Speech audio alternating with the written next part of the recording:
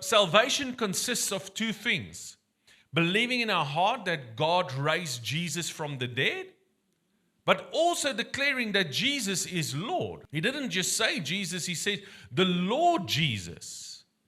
And most of the church we've got no problem with number one. Okay, God raised Jesus from the dead. But are you relating to Jesus as Lord? That's the important part. Lordship is the place where you enter into the new covenant.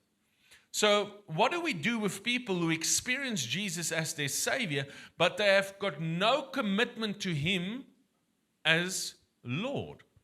Because that is where the majority of the church is living at the moment. Do you believe in Jesus? Yes, Pastor, I'm a Christian. I grew up Christian. My parents are Christian. Okay, but is Jesus your Lord? What does that mean? It means that we have chosen to be a disciple. And disciple means I'm under discipline. And if we have chosen to be a disciple, it means that we are following His teaching. So it's not just a nominal belief that Jesus, okay, I believe in Jesus. We are following His lifestyle and commands.